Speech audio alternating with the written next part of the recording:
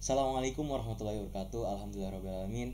Kembali lagi kepada saya Bapak Abdullah Rani dalam mata pelajaran kita yaitu animasi 2 dimensi dan 3 dimensi.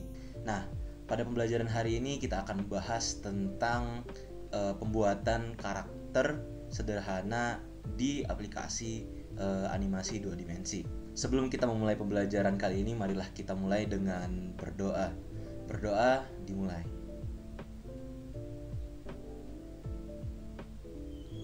Baik, kita kembali lagi ke pembelajaran kita. Nah, di dalam pembuatan karakter animasi ada yang perlu diketahui. Yang pertama adalah apa itu karakter. Nah, karakter itu adalah perwatakan ataupun pemberian sifat baik lahir maupun batin pada seorang pelaku yang terdapat dalam sebuah cerita. Nah, terutama dalam animasi kita. Misalkan kita mau membuat karakter yang baik hati ataupun kita mau membuat karakter yang sifatnya jahat, maupun itu protagonis maupun antagonis. Nah, untuk pembuatan karakter sendiri, sebenarnya karakter itu berbagai macam ya. Tapi dalam kesempatan kali ini kita akan membuat yang namanya maskot. Nah, apa itu maskot? Nah, maskot itu adalah seorang karakter ataupun karakter yang digunakan seakan-akan dia adalah sebuah logo, ataupun bisa dikatakan logo itu yang bermuka. Nah, maskot-maskot yang kita kenali di dunia entertainment terutama itu seperti halnya Disney seperti Mickey Mouse. Kemudian ada karakter yang ada di film-film seperti halnya Tony Chopper dari One Piece dan lain-lain.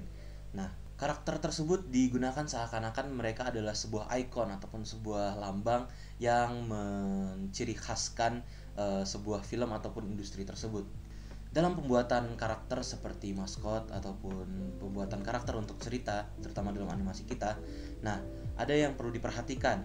Dalam pembuatan karakter, yang pertama adalah kita memerlukan set tone ataupun sifat dari karakter tersebut. Nah, kita harus menentukan ataupun kita ingin menentukan karakter kita itu akan seperti apa. Apakah dia protagonis yang baik? Apakah dia protagonis yang buruk? Apakah dia ingin menjadi seseorang yang berlaku adil? Ataukah dia ingin apakah karakter itu adalah seseorang yang berwibawa gitu. Nah, selepas kita membuat sifat karakter yang kita inginkan, nah, kita berlanjut kepada pembuatan desain karakternya.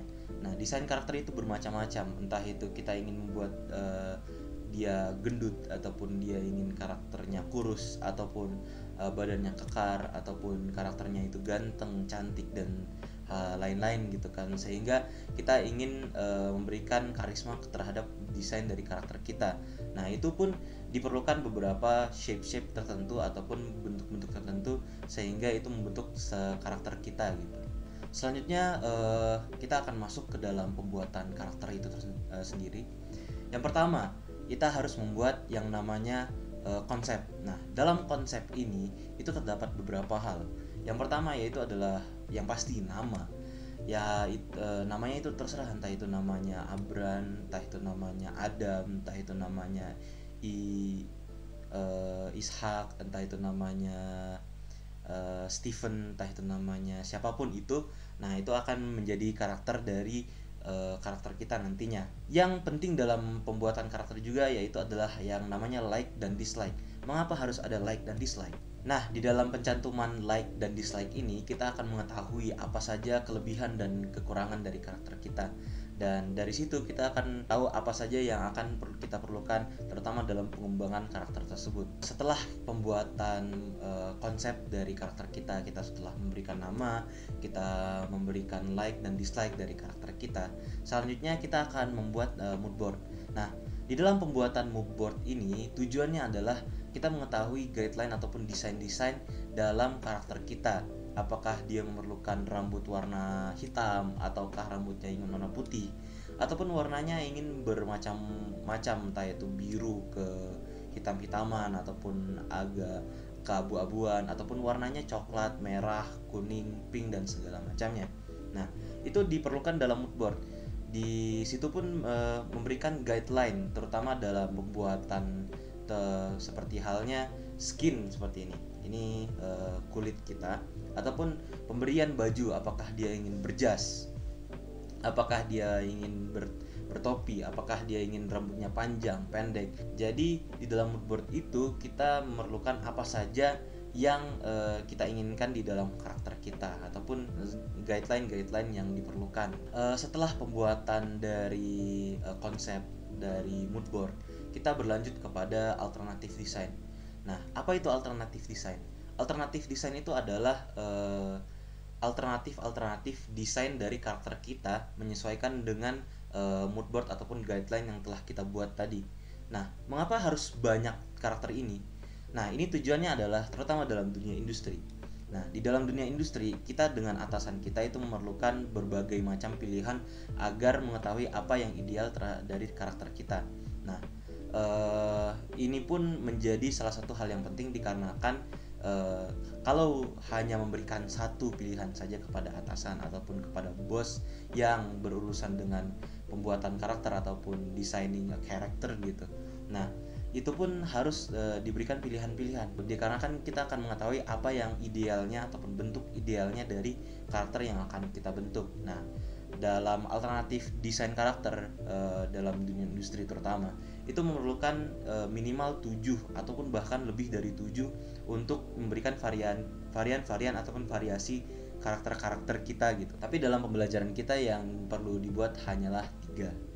Selesai kita membuat alternatif karakter kita dan kita telah menentukan mana yang terbaik ataupun telah ditentukan oleh atasannya, selanjutnya kita akan membuat yang namanya karakter sheet. Nah, karakter sheet itu adalah sebuah sheet ataupun sebuah lembaran yang membersihkan tentang karakter kita, kemudian atribut-atribut dari karakter kita seperti emosi dan ekspresi yang diperlukan di dalam animasi kita. Apa saja yang tercantum dalam karakter sheet kita? Yang pertama itu adalah bentuk full body dari karakter kita, dari atas kepala hingga ke atas kaki dan tidak terpotong sama sekali, sehingga itu menunjukkan bentuk full dari karakter kita gitu. Kemudian yang selanjutnya adalah pembuatan ekspresi dan juga line of action dari karakter kita. Mengapa hal ini diperlukan? Dikarenakan di dalam karakter sheet ini, terutama dalam pembuatan animasi, itu menjadi guidelines ataupun petunjuk dari desainer kepada animator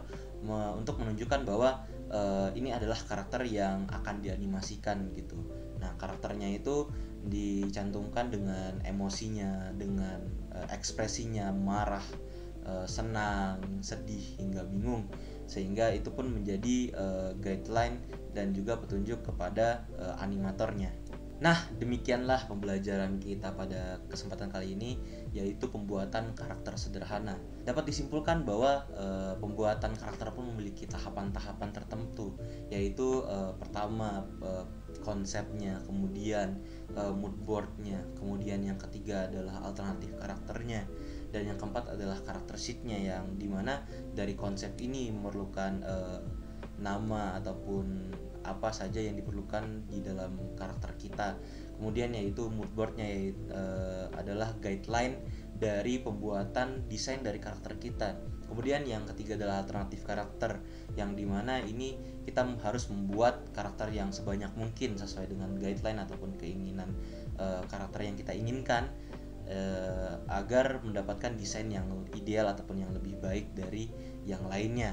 Nah, kemudian yang terakhir adalah karakter sheet, yang dimana itu pembuatan ataupun sebagai guideline untuk animator membuat animasinya ataupun mencantumkan karakter kita dalam animasi. Baiklah anak-anak semuanya, itu adalah seluruh pembelajaran kita pada pertemuan kali ini. Tetapi kita akan berlanjut kepada pembelajaran selanjutnya, yaitu penugasan kepada teman-teman semuanya. Pada teman-teman semuanya, kita akan membuat sebuah karakter maskot, yang dimana itu kalian harus mencantumkan yang pertama yaitu nama dari karakternya, kemudian yang kedua itu adalah like dan dislike dari karakternya, kemudian yang ketiga itu adalah referensi dari karakternya, kemudian yang keempat itu adalah sinopsis dari karakternya agar menceritakan tujuan dari pembuatan karakter tersebut. Baiklah teman-teman, terima kasih atas perhatiannya. Demikianlah pembelajaran kita pada kesempatan kali ini. Jikalau ada pertanyaan ataupun ada yang ingin menambahkan, silahkan tulis di kolom komentar di bawah ini. Nah, baiklah Bapak akhiri, wabillahi taufiq walhidayah. Wassalamualaikum warahmatullahi wabarakatuh.